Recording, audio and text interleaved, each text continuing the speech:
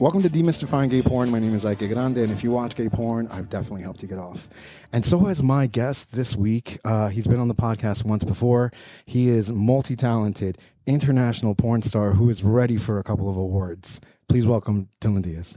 Hey, thanks for having me back. This I know. Exciting to see you again. It's good to be in person. It is. Yeah. It is. It's nice to be able to do things in person. Even though we're kind of like keeping still this. I mean, this is the 6, this, I feel like it's at least 6 feet. Yeah. Right? I like whenever there's like a place that we come and stay at and there's a huge couch, because it makes it more comfortable. Like we can sit down, we can relax. Yeah. As opposed to like not having something on your back, like the support. Because I'm getting there, I'm fucking 40. Same here. Really? I'm soon to be 45, we're in the same boat. Did I walk into a conversation about somebody getting switched out or something like that? We ain't going to do that. No, we're not going there. So what's up? How have you been?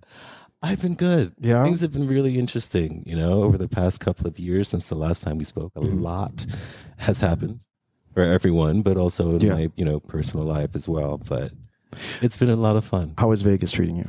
I'm very happy in Vegas. Yeah. Really happy in Vegas. I mean, you got to understand that it's really just a big, small town. Mm-hmm. The Strip is the biggest thing we've got. And once you walk away from the Strip, it's like any other small town across America, but it's still relatively diverse and more affordable than New York, which is where I'm from. Mm-hmm. So I wore this in your honor. Thank you for because we're from the East Coast. I'm not wearing one today, but if I wear a cap, it is still a New York team. Really? I don't care where I'm at. Yeah. It's just gonna be a New York team. The more I come to Vegas, and the more I really like the atmosphere here. I really like, except for your Times Square here. Mm-hmm. The last time I was here, I went to Area 51, and the drive up there was absolutely beautiful. And that kind of, there is something, I don't know if it's, you grew up in New York. Mm-hmm. I grew up in West New York, but that's in New Jersey. West New York, New Jersey, that's what they called it. And you can get on a subway, you can get on a bus and be in New York in 10 minutes. So it was like a little city, but I don't know if it's that, but there's something very attractive about, I don't know, getting a camper or like an RV and just like hanging out somewhere where all you see is stars and a whole bunch of shit. Like there's something about it that I absolutely enjoy. Just getting in your car and going until you don't want to go anymore. Yeah. And just see what's there. Yeah. Yeah. We talked a little bit about, or your introduction was a little about not winning awards. It was just award season. What the fuck? Well, we still have a couple coming up. Oh, right. Right. Okay, so I mean, well, I'm going to keep my fingers crossed, but I'm not going to hold my breath. How about that? Yeah. I've been nominated. I've been around for about 5 years now, and I've been nominated for lots of awards, and I'm grateful for that. It's been a wonderful experience. I've had great experiences with different studios and directors and performers. I've had a lot of fun. I've been challenged with some of the scripts that I've been given, and I've been nominated, and it's been great. I get all excited, and I go to the show, and, for the past couple of years, they've been on the sofa. So I'll get on the sofa and watch the show and, kind of leave a little bit disappointed. Like, oh, well, I guess it wasn't my time. And I'm getting tired of being nice about it. Yeah. And I'm getting a little tired of just smiling and clapping for the person who walked away with it. I'm like, that was mine. Yeah. That was really mine. Yeah. And you've been stepping outside of just gay porn. You've been doing, well, the last time I spoke to you, you were doing bi porn, but I think I saw you, I saw you doing a scene with this straight, I watch a lot of straight porn. Mm-hmm. You were in it. It was like a cuck scene, and his name is Oliver Flynn. Yes. Was he a nice guy? He's a super nice guy. Oh, awesome. Yeah. That makes me feel so good, because I was like, dude, I've totally jerked off to this guy so many fucking He's times. really hot. Yeah. It's kind of, I was watching that scene, right there in the front row, basically, and I'm like, I kind of want to jerk off. Yeah. But that's not in the script. So, I'm not going to. Yeah, that would be kind of cool, though. I mean, if it's bi, well, no, it wasn't necessarily bi. It was just like cuck, right? Yeah, that one was more of like a cuck situation. Okay. But I've definitely done some, like, they're flirting with the idea of bi, where there's two guys in the room, but we're not doing a whole lot together. Just like looking at each other. Yeah, there might be a little contact, but it's not like a full-on sort of like we're giving each other blowjobs or things like that. Like friendly fire or, oops, I touched you. Right, kind of like, yeah, it's all right. Yeah, it's okay. No more. Our legs touched. Oh, our dicks touched. Okay. You know what? I don't know if you find this really hot, but sometimes, I also want to get into the idea of like bisexual porn in general. Like, you're attracted to women? You know, I had my first experience with a woman on set at work. Okay. And I thought to myself, wow, this is great. I've been missing out on women for my entire life, basically, because I just identified as a gay man. And then after having that experience with a woman, I was like, oh, I might be able to do this more. And it's kind of stayed on my, you know, professionally, like I enjoy doing it. I enjoy it for work, but in my personal life, I'm very happy with the man that I'm with. So, okay. But yeah. What was the question? Well, that came up, but oh, no, I can't remember. This is what happens after we started talking about women and I got distracted. After 40, this is what happens. I'm sorry, I'm kidding. I'm kidding. Everything's fine. Everything's working. I can still do shit like put my leg up and stuff, but I'm impressed because I can't. Never could. In regard to the gay porn, or I'm sorry, the bi porn, do you get people that question whether or not you're erasing your gayness by doing or having sex with women? I get a decent amount of flack for that from the gay community. They don't really like seeing me step away from being gay, you know, and it kind of confuses me. I'm like, okay, we come from a marginalized community and we've had to like fight through that, fight for equality, fight for our rights to just do the things that everyone else can do without having to fight for it.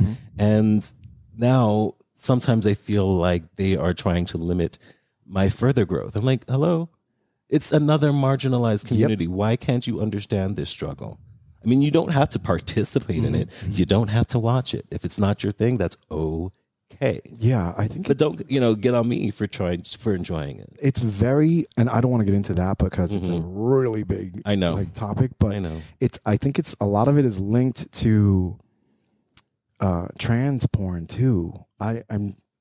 There's a correlation, and I won't get into it now. And I'm an asshole for bringing it up and not getting into it. But there's more about you that I'd like to know. The thing is that there's something for everybody.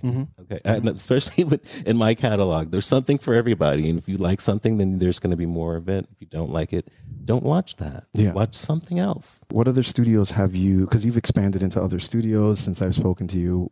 Gosh. Yeah. I mean, so many. Have you been on Adult Time yet? Yes. Okay. Yes. Adult Time, Disruptive. Yes. Devil's Films, Biphoria, La Cinema. I mean, there's so many. Of course, Falcon. I've always have a lot of respect for the product that Falcon puts out. So many studios. Of the new studios. Okay, so there's gay porn studios, and then I'm assuming that some of these, like Adult Time, I don't think it's owned by a gay person. I don't know who owns it, but it's. They do more of like taboo sort of situations. Okay. I was going to ask if it felt different coming from like a studio that's gay owned as opposed to a studio that would be like straight owned or a woman, or like if it ever feels different. Every studio is different, regardless of what they're, whether it's straight, bi, gay, trans, whatever they're doing. It's different. It's almost hard to there's certain standards, but it feels different each time. A lot of the straights, many of the straights movies that I've been in were like, they had higher budgets, and it showed like in the way that we were treated and the way that we were prepared. Like I had a chart with my wardrobe on it. We had food catered. Yeah, I was gonna say, is it craft services? And there's craft service, but it's catered. Wow. But then I've also heard from guys who do straight porn that's not really the norm. So I don't know. I think I've just had the opportunity to work on some really cool sets. But yeah, I'm always curious. Well, I mean, Disruptive, all the studios that you named, I consider like big porn in a way, because they do have money. I don't know how they continue to make money, like surrounded by fan sites and surrounded by pirators, because I feel like straight porn gets pirated much more than gay porn. I could be wrong. Yeah. But, I feel like whenever you go on like torrent sites and stuff. Yeah. I don't know how they get around that. But what I think one of the major distinctions for me when it comes to doing studio porn and like shooting content, obviously they're both doing great. They're both lucrative. They're both very popular. But I feel like when you're doing something with the studio, you have to make it look like it has to be polished. It has to be beautiful. It has to be high budget. It has to have a great script. I mean, it's got to stand out, because if it's just two people or a group of people having sex, you can get that on OnlyFans or whatever, just, on the fan sites. So I feel like now that it's on the studios to really elevate what they're putting out there, because otherwise, why? Do you think that creates kind of like a vacuum? Because when OnlyFans and when all the fan sites came out, I feel like there were studios. I'll speak about it in gay porn, because I don't really know a lot of straight porn studios that are similar to the, like Raw Fuck Club or Treasure Island or something, where it almost feels like prosumer. It's not amateur, but it's like right in the middle. And then you have the studios that are in California. I know they exist in straight porn too, but I feel like if everybody's upping it to this point, where are these people going to go? Are they going to go to OnlyFans? Because obviously they don't like the really polished porn, right? And I've heard that complaint too. Oh, it's not, it's too pretty, it's too this, and then even the people or the performers sometimes come back and they're like, oh my god, fucking 12-hour shoots or 8-hour shoots, 2 days, 3 days. I don't know. Like, how do you feel? When you go on a set? Right? You feel, I'm assuming it feels really good to be pampered and stuff. Sure. Yeah. But when you go on a set and it's like an hour or 2 hours, like, which one, like, that's something that I'm trying to get more comfortable with. I am a studio boy. I like a 12-hour day. Give me all those demands of that type of job. I'm good with that. Okay. I love that. I love the creative process. I love the communication between the team, trying to make it all work. And let's shoot it again. Let's do it this way. Let's do that just the same way, but change it. I love that process. Okay. That's exciting to me. When I just, show up for I call them a hookup with a camera. Yeah. I'm like, I feel like I'm more awkward in those situations. Really? I am much more awkward in those situations. But this year, starting, in January 2022, I made it a point. I was like, all right, I have to get better at this, because I want to be in control of my products. I want to be able to, present myself the way that I want to be presented. I want to have more say. I want more control. And it's been great working with the studios. I've loved it, but I'm at a point in my career where I want to do more. I think promotion-wise, studios are amazing, because that no matter what, they're going to put out the product that you're in, and they're going to promote the shit out of it because they need to make their money back, right? Yeah. I think piggybacking on that and doing stuff on OnlyFans and stuff and putting up new scenes, there's definitely promotion models that can be followed that are in music and TVs and movies. That would be interesting to see how people do that, how people navigate that. Well, working with all these different people, I've observed that everybody runs their business in a completely different way. They promote themselves. There are no two people that do it exactly the same way. And so it lets me a little confused. I was like, okay, well then how do I do this? If there's no formula, how do I do this? But then I realized you make it up. Okay. You do what works for you. How do you, so you've gotten more focused on wanting to do or take control of your product or your content. Yeah. How are you finding that? How difficult or how easy, or like, how does it fit for you? It's getting better. Yeah. Yeah. When I first, before, like I said, I made this decision in 2022 that this is the year that I'm going to really focus on this. And since I've really focused on it, it's gotten a lot easier. Okay. But before that, I would just do it here and there, and it made no sense to me. I was like, okay, I got this video and I'm going to go ahead and post it, but that's about it.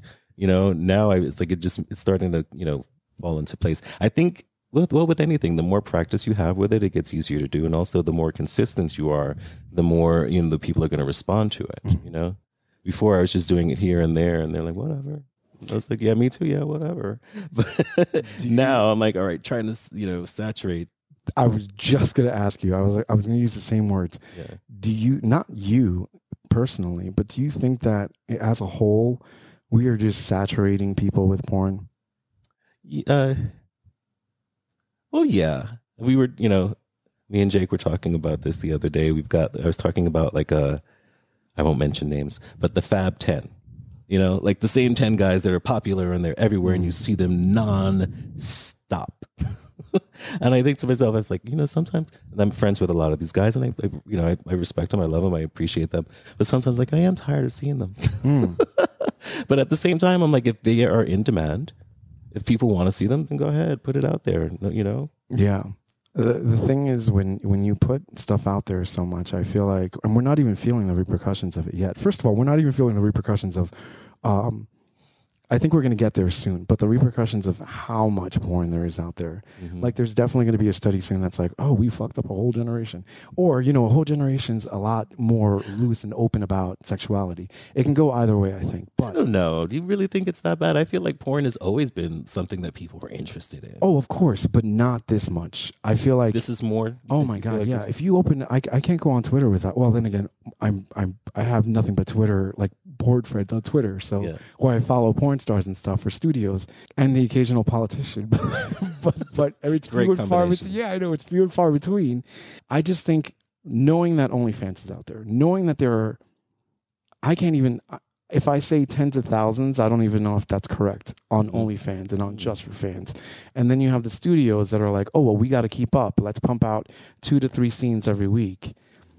Eventually, not only is the studio going to suffer, but I think that people, I don't want to say just this country, but there's a lot of people that don't, and it's not our responsibility, but there's a lot of people that don't know when to stop. Eating, drinking, and porn is one of those things. Like, you have, like, how do you know who's going to stop you? Who's going to regulate it? Granted, we don't want to be regulated, not by the law at least, but there has to be some kind of moderation. Like I feel like, I'm on this kick. I'm on the kick of responsible porn or responsible sexuality, let's say, because we're doing porn, but it's not like we're educating people on sexual education. But then again, it's not our responsibility, but it's also kind of like, okay, well, if I do this, maybe I should, be a little educational or something. Sure. So I don't know. I struggle with that stuff. Yeah. But I understand where you are coming from with that, because it's almost like, like I said, with the top guys, it's almost like a revolving door. They're shooting out so much stuff that you're like, okay, they're shooting every day. I'm friends with one guy who literally his goal was to create something every day, whether it's with a duo or just himself. He wants to post something every day. And I'm like, that's a 365 videos. That's a lot. Yeah. If it's a year that he's doing that. Yeah, that is a lot. Considering studios put out stuff once a week. Yeah. For me, my mental health and my physical health are incredibly important to me. And the moment that I start to feel worn out or stressed out, or like I just need to pull back a little bit. And of course, the more people you're into contact with, the more at risk you are for catching things. So it's you've got to be really careful, and that's where I'm at with it. Like I'm going to do this, but I'm going to do it carefully, And I don't want to do 365 days here. It works for my friend, very happy for him, but for me, you won't see that much out of me. I just there's something to be said about less is more. I really do think that I don't know. I mean, I guess we'll see. Right? We'll see. Time will tell. Time will tell. Yeah, but another thing that goes with that too is he's gonna have to outdo himself. Like he's gonna have to do 2 videos a day, if anything, God forbid. But where can you go after that? Like, how much more? How much more can you do? Let's talk a little bit about. I think we may have touched it last time, but family and porn. How's your family situation with porn? Are they're well aware? Yeah, well, okay, I'll say my mom is aware. Most of my friends are aware. I came out to another friend of mine who didn't necessarily know, and she was totally cool with it. So this is what happened. My mom, for the longest time, thought that I was just a go-go dancer, which was what I was doing. She didn't know that I had taken it a little bit farther and, started performing in, porn videos. And then I started dating my boyfriend, and his mom was aware of his career from the beginning. And we were getting closer, and I had met his mom, and I was like, oh my God, his mom is going to meet my mom one day. And if she finds out from my mom, or, if vice versa, if my mom finds out from his mom, there's going to be trouble. So I had to come out. I told her. She kind of suspected it. It's funny because she said she suspected it based on the swimsuit that I chose to wear to my aunt's 4th of July barbecue. Okay. Yeah. Did it have a name on it? Or? No, it was just a regular old Speedo, but that to her screamed porn. Wow, really? Oh, she's very intuitive. Yeah. She's a Latin mother. She's funny. Yes. Yeah, My mom they is know very everything, funny. man. So I told her, and, she's okay with it. She would like something different for me, but as she sees that I'm fine, she'll be fine, Yeah. But every now and then she'll throw a little, I think maybe you should try something else. You could always be a doctor. Right. That's always the thing. And I'm like, really? You can always go now? back to school. And I'm like, no, I don't want to. Yeah. Yeah. That's another thing, too. But, that's her mom. That's a mom. Yeah. It's her job. Tell me a little bit about your relationship. You mentioned Jake before. He's here, and he'll jump on soon. But yeah, tell me a little bit about you guys met here? We met on set at work Okay. at California. We were on set with Normail, and we weren't booked together. We just happened to be on set at the same time, and we chatted between scenes. And then the next day, we both came back, and again, we were supposed to be working with other people, but sometimes schedules change and people's availability changes, so we winded up working together. And that was November of 2019. And at the time, I was living here in Vegas, and he was living in Kansas City. So we just kind of stayed in touch with each other. We followed each other on social media, but we weren't pursuing anything serious. And then all of a sudden, last March, everything completely changed. He sent me a link to an interview that he had done, and it prompted me to call him back and be like, so I see you're single now.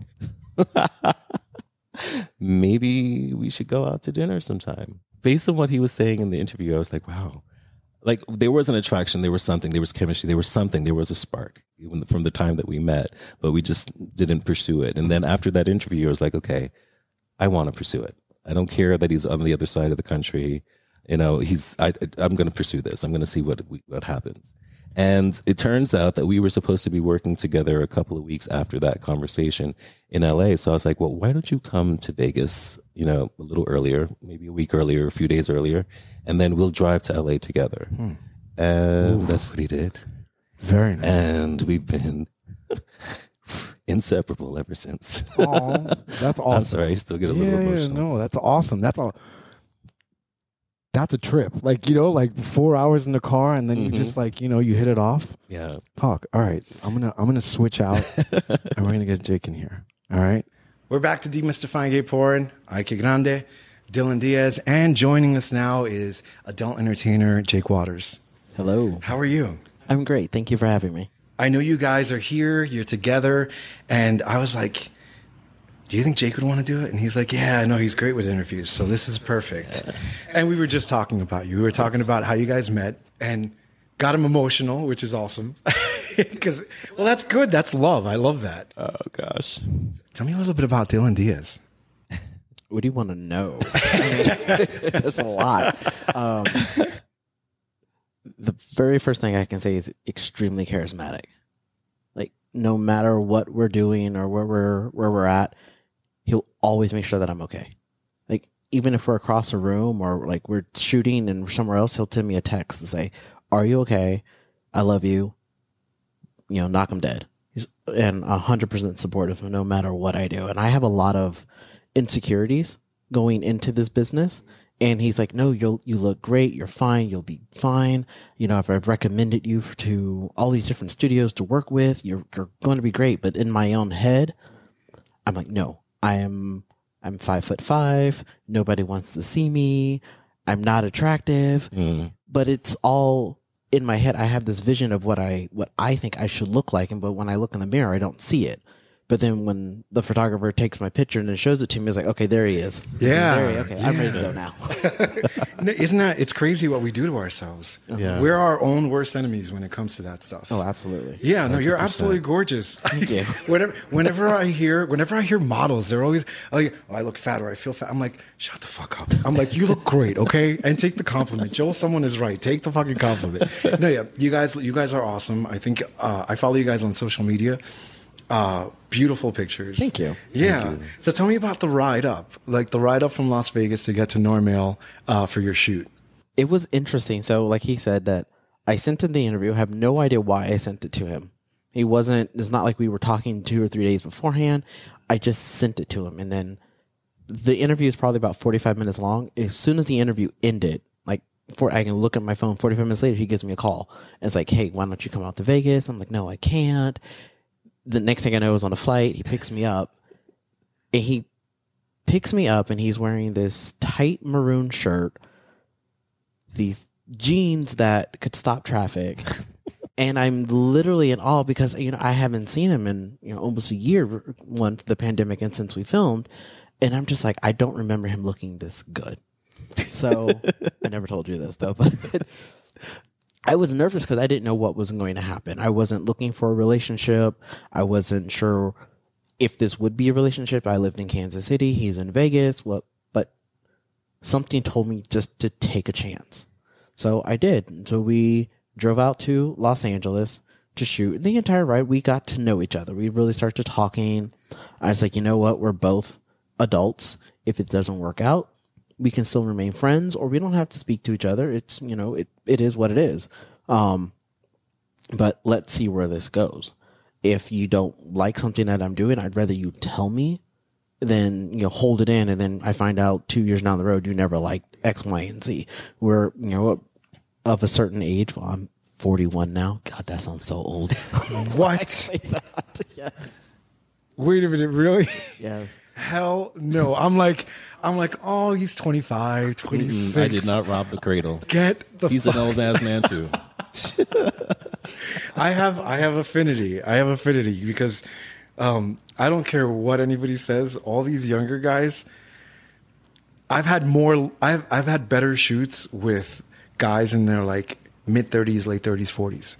These younger guys can't hold a candle to a lot of these guys that are like a little older. They know what they want. They don't need to look at a camera to jerk off while there's beautiful men all around you. Mm-hmm. Make use of it.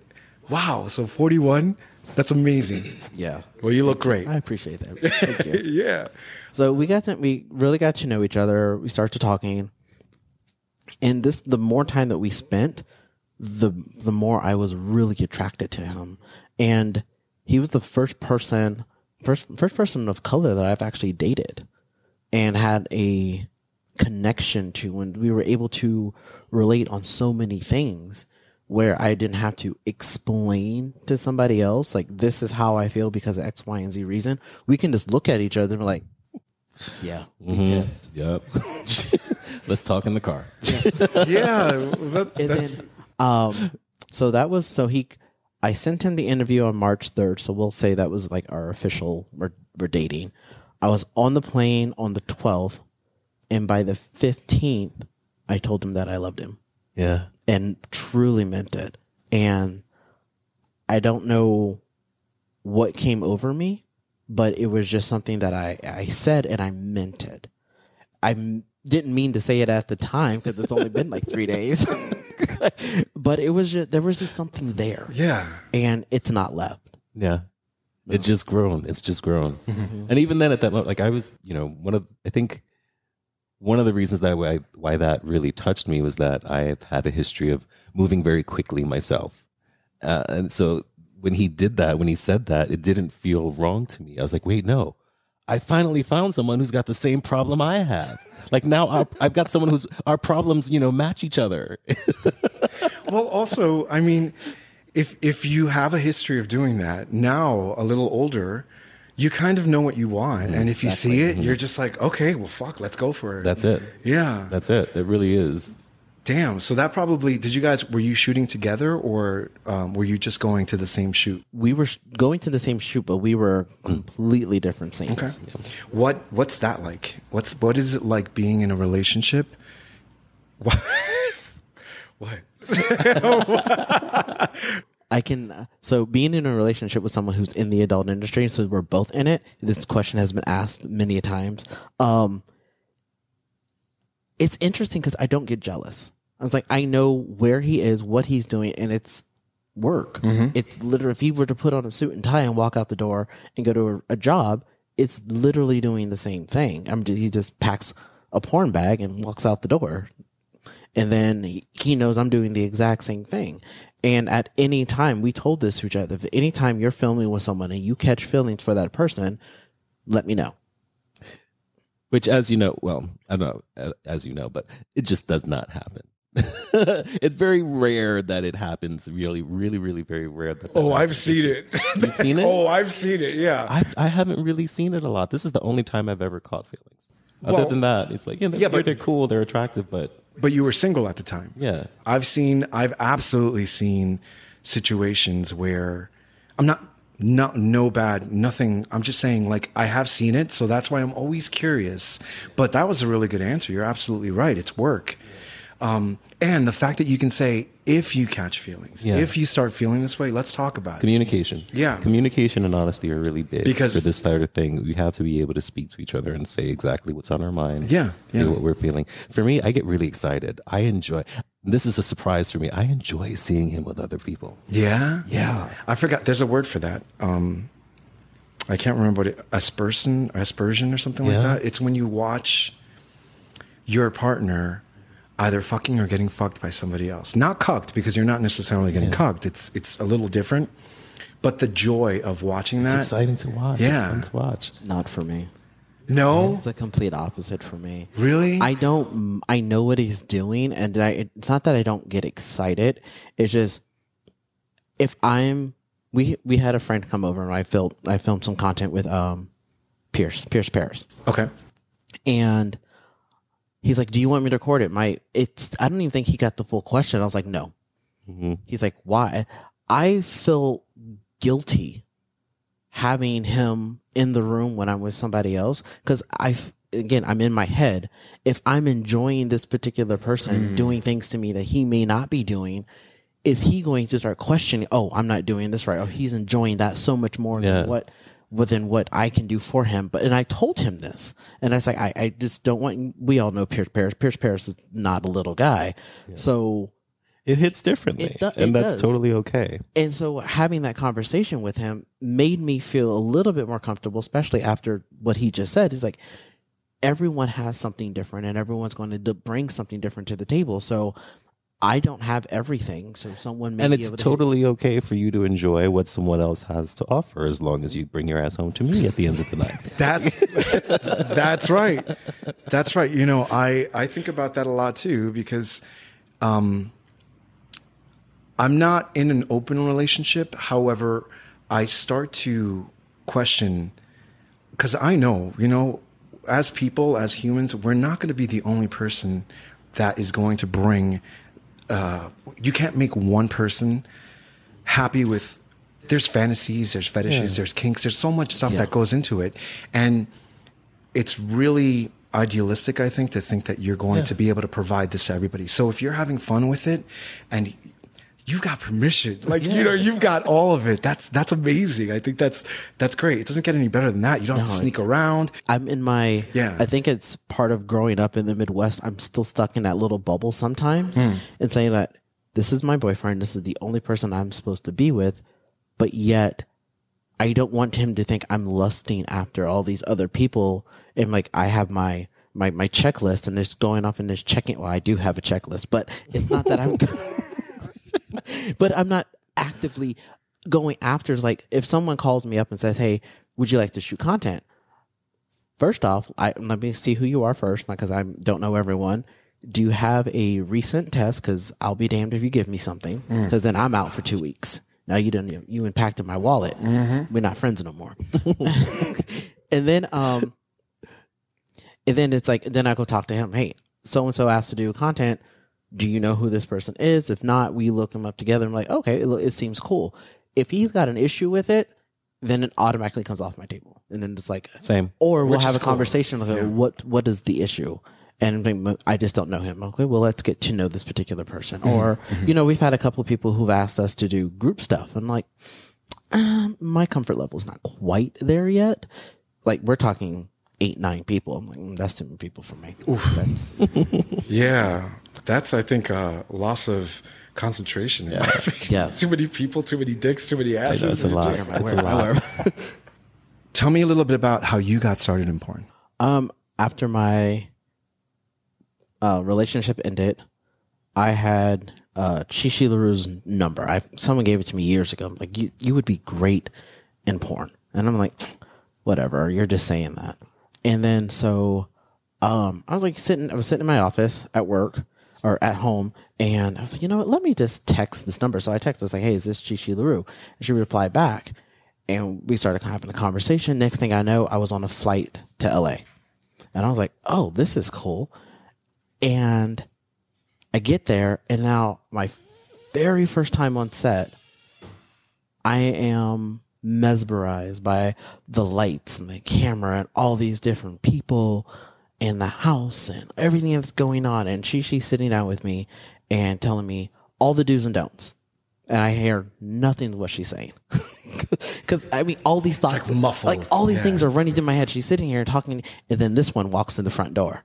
And I just watch him cross the room as he's saying hi to everyone. And I completely blacked out after that. But then it was, so my very first scene was with Deb Trez. Okay. And everyone's like, how was that? How was that? I said, Yeah. I don't remember. Well, that's good. I honestly don't remember. It's because there was just so much information thrown at me all at once. And they're like, okay, and action. Then it was over. Yeah. But that's all I remember. Damn. Yeah. I've gone back and I watched previews of the scene. I've never watched the full scene. I've never watched any of my scenes. He doesn't like to watch his work. No? I don't like the sound of my own voice. So it's real weird to go back and watch. And I was like, I was there. I know what happened. Yeah. Well, true, but yeah, sometimes it's hot. Right? Do you watch your own? Do you watch your I own porn? watch my own all the time. And I pleasure myself to it. Yeah, I watch his work as well. Yeah. I don't think there's anything wrong with it. I think It's just me. It's just like seeing myself on screen. I was like, okay, I've seen it. I'll watch the previews. Yeah. Okay, those are great. Yeah. Okay. Well, look, you guys are going to do a what is it? A 4-way? Yeah. So what's going on? Explain it to me. Tops, bottoms. Well, I'm is it just- versatile, so Okay. whatever happens today. Okay. Yeah. Oh, I'm 100% a bottom. Oh, okay. I mean, I've done first work, but I prefer to bottom. Okay. Well, shoot. Yeah. All right. So we're going to have fun. Yeah. You guys are going to have fun. I have to thank you both. You guys are both, you're the first time I've had a couple, but also two guests at the same time. Oh. Yeah, so I appreciate it. I absolutely do. Well, thank you. Thank you for Yeah, having us. And I'm glad likewise. that we could be your first Yeah, duo. I am looking forward to Your first threesome. Yeah. Well, on the podcast. This is the point in the interview where I need to know if people want to find you, where do they go? Well, on my Twitter account is the best place to go. It's Dillon Diaz 11, no spaces, and the number 11. And then from there, you'll find everything else. But it's also the same on my Twitter, my fan page, what is it? OnlyFans? Where am I getting my social media? OnlyFans and fans only. Just for fans. Just for fans. There's so many at this point. It's all Dillon Diaz 11. And if you hit me up on Twitter, you'll see the link to get to everything. So, The link tree? yes. Do you have one of I the- do okay. have a link tree. Yeah. So Okay. find that link tree and you'll find me. My Instagram, Twitter, and OnlyFans is Jake_WatersXX. Jake_Waters XX. Keep it simple. Guys, this is Demystifying Gay Porn. We are on every podcast directory. We are on YouTube, TikTok, Instagram, I don't know, Google, Spotify. Yeah, well, that's a podcast directory. So, but yeah, you can find us anywhere. If you like what we're doing, please click like and subscribe. Very, very necessary. You know, it's it's a different world now. Oh, yeah. You know, Yes. and you need yeah. you need people to like and subscribe. So do that. Again, Dillon Diaz, Jake Waters, Ike Grande, your host. And if you watch gay porn, I've helped you get off, and so have they. Cheers. Bye. Oof.